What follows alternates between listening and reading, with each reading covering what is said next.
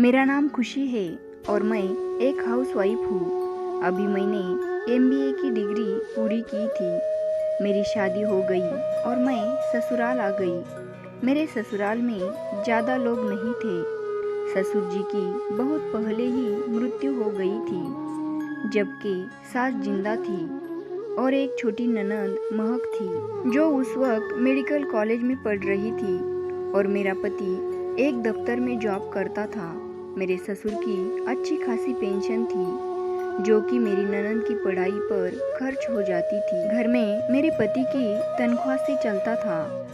दरअसल मेरी सास और मेरी ननद अपने मतलब से मतलब रखती थी, इसीलिए वह मुझसे दूर ही रहती थी। मुझे अपनी बेइज्जती लगती थी क्योंकि उस बात को मेरे मायके वाले ने भी नोट किया। और एक दिन जब मेरी भाभी मेरे घर आई हुई थी तब वह मुझे कहने लगी, लगता है कि तुम्हारी सास और ननद तुम्हें ज़्यादा भाव नहीं देती। वे दोनों माँ बेटी खा पीकर अपने कमरे में चली गई और तुम्हें तो जैसे नज़रअंदाज कर दिया। यह बात मुझे अपनी बेइज्जती लगी और मैंने दिल में सोच कि भाभी ठीक कह रही थी। और जब से मैं उस घर में आई थी कोई मुझसे सीधे मुंह बात नहीं करता था। यह माँ बेटी तो पढ़ाई का बहाना करके अपने कमरे में घुसी रहती थी, जबकि मैं बेचारी कमरे में बैठकर बोर हो जाती थी। हालांकि यह दोनों मेरे पति के पैसों से ही पढ़ रही थी। फिर उस बात का एहसास होते ही मैंने दूसरी बहुओं की तरह नखरे दिखाने चाहिए कि यह दोनों माँ बेटियाँ मेरे पति के पैसों पर ऐश कर रही थी। सारा दिन अपने पूजा पाठ में बिजी रहती थी, बल्कि वह तो उस उम्र में होने के बावजूद खाना खुद बना लेती थी। शायद यही वजह थी कि मुझे लगता था कि मेरी सास मुझे पसंद नहीं करती थी, क्योंकि उसने मुझे अभी तक किचन के पास भी नहीं भटकने दिया था। यह बात मैंने अपनी माँ से कही थी तो मेरी मम्मी उल्टी मुझे ही डांटने लगी कि बेटा तुम तो भगवान का शुक्रिया मनाओ, उस झंझट से अब तक बची हुई हो, वरना मुझे ही देख लो कि बहुओं के होते हुए भी मैं ही सारे घर का काम करती हूँ।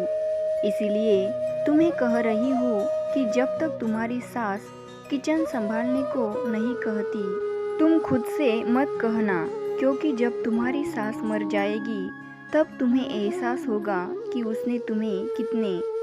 मगर मेरी सास ने यह कहकर मेरे पैर काट दिए। यह घर उसके नाम पर था, इसलिए मेरी सास ने कहा कि अगर तुम्हें अपने पति की तनख्वाह का इतना गुमान है, अपने पति को लेकर मायके जा बैठो, हमारे तो भगवान है। यह सुनकर मैं चुप रह गई और दोबारा उस बारे में कोई बात नहीं छेड़ी, क्योंकि मेरे मायके में तो गिने चुने कमरे से और मेरी भाभियाँ कब्जा जमा कर बैठी थी, इसीलिए मैंने चुप रहने में ही भलाई समझी।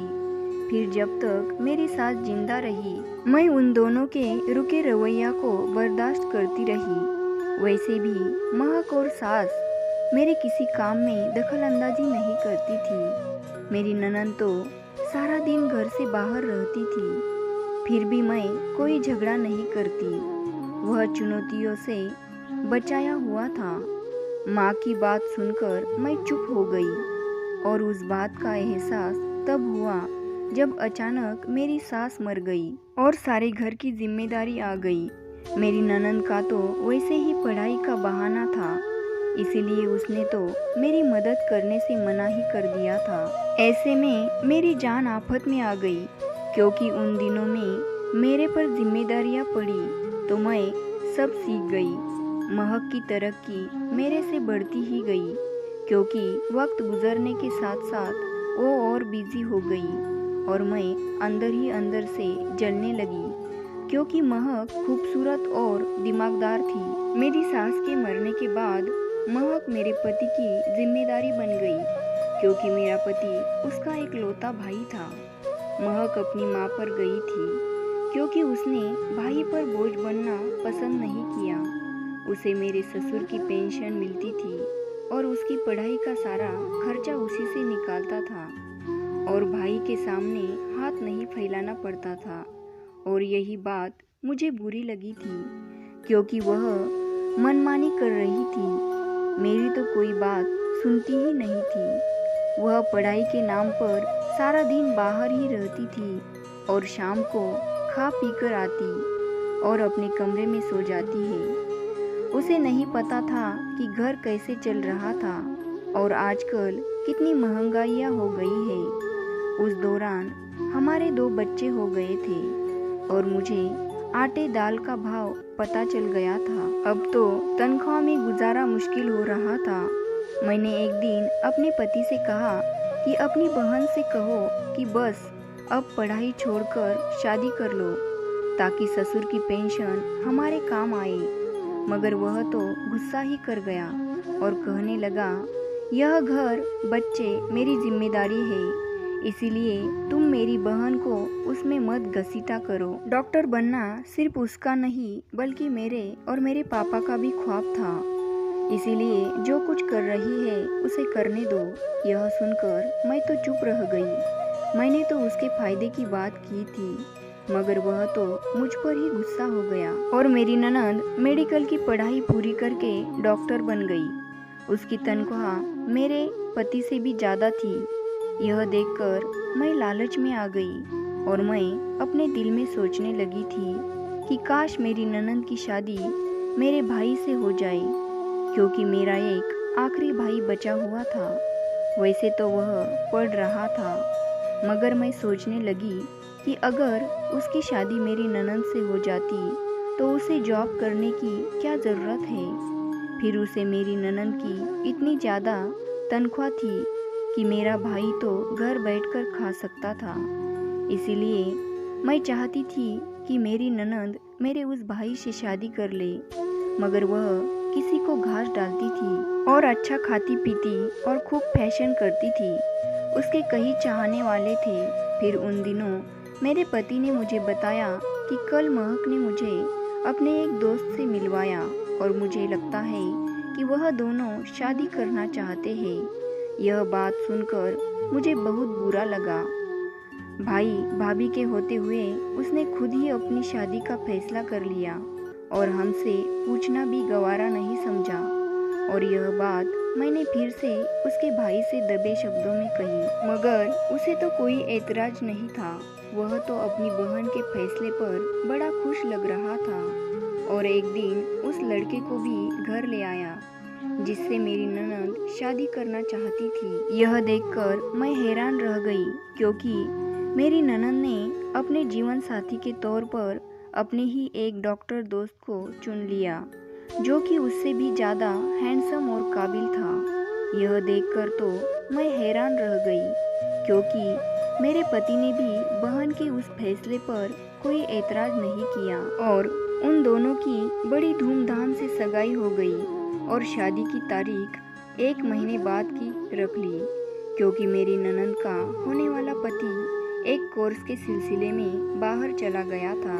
यह देखकर मैं साजिश करने लगी किसी तरह इसकी अकड़ खत्म हो जाए क्योंकि उसने जैसा चाहा था यह तो बिल्कुल वैसे ही हो रहा था।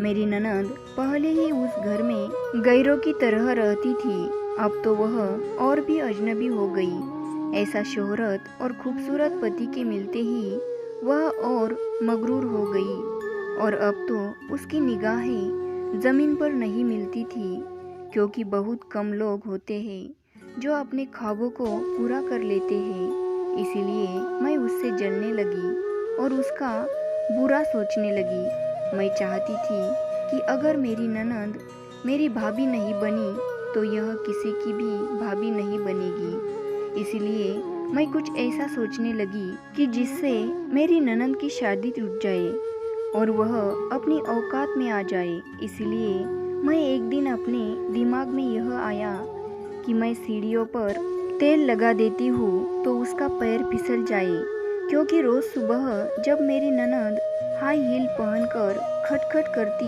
सीढ़ियों से उतरती थी तो यह देखकर मेरा दिल जलकर कोयला हो जाता था। मेरी ननद का कमरा ऊपर के फ्लोर पर था जबकि नीचे के हिस्से में हम मियाँ बीबी रहते थे उसके लिए एक रात मैंने सीढ़ियों पर तेल मिला दिया और फिर मैं अपने कमरे में आ गई और मैं दिल ही दिल में खुश होने लगी कि सुबह मेरी ननद सीढ़ियों से उतरेगी तो उसका पैर फिसलेगा और उसकी टांग टूट जाएगी। और फिर मैं यह सोचते सोचते नींद में चली गई और सपने में क्या देख रही हूँ कि मेरी ननद की टांग टूट गई है, उसके पति ने उसको छोड़ दिया है और उसकी शादी मैंने अपने भाई से करा दी और मैं अपने मायके गई हूँ तो उसे खूब अपनी सेवा करवा रही हूँ और अपने तेवर उसको दिखा रही हूँ। लेकिन सुबह जागी तो याद आया कि यह सिर्फ सपना था, मगर मैंने जो इंतज़ाम कर रखा था उससे यह सपना जल्दी ही हकीकत के रूप में आने वाला था। फिर मैंने जैसा सोचा था वैसा ही हुआ। सुबह नाश्ता बनाते हुए मुझे किसी के गिरने और चीखने की आवाज़ सुनाई दी तो मैं बाहर निकली, मगर सामने का मंजर देखकर मेरी तो जैसे जान ही निकल गई, क्योंकि मेरी ननद तो ऊपर ही खड़ी थी जबकि सीढ़ियों पर मेरा पति गिरा हुआ था। भाई को सीढ़ियों पर गिरा देखकर मेरी ननद आगे बढ़ी, मगर मेरे पति ने उसे रोकते हुए कहा, महक नीचे मत आना, सीढ़ियों पर किसी ने तेल मिला दिया है। यह सुनकर वह रुक गई और यह सुनकर मैं जल्दी से आगे बढ़ी और पति को उठाते हुए कहा, यह तुम सुबह सुबह ऊपर कहाँ जा रहे थे? पति ने मेरी बात का जवाब देने के बजाय मुझे गुस्से से देखा तो मेरा दिल धड़कने लगा, क्योंकि वह यकीनन मेरी सच्चाई जान चुके थे। यह कारनामा मेरा ही था। फिर मैंने जल्दी से इस सीढ़ियों को साफ किया और मेरी ननद नीचे उतरकर अपने भाई की टांग चेक किया और कहा कि उसकी टांग टूट चुकी है। जो मेरा पति बेड पर बैठ गया, मगर उसने अपनी बहन की शादी करवा दी और महक अपने पति के साथ पेरिस चली गई और मैं अपने पति की टांग टूटने की वजह से और मुसीबत में पड़ गई, क्योंकि रात दिन उसकी सेवा करनी पड़ी और टांग टूटने की वजह से वह अपने ऑफिस भी नहीं जा पाए और उसकी वजह से तनख्वाह नहीं मिल पाई। यूँ मुझे पैसों की बहुत तंगी का सामना करना पड़ा। मैंने अपनी ननद का बुरा चाहा था, मगर वह तो सांप बच गई और मैं अपने ही बिछाए हुए जाल में फंस गई। सच है कि जो किसी के लिए गड्ढा खोदता है या बुरा सोचता है, एक दिन खुद ही उसमें गिर जाता है। इसीलिए सबके साथ अच्छा सलूक करें और किसी का बुरा ना चाहे। यह है हमारी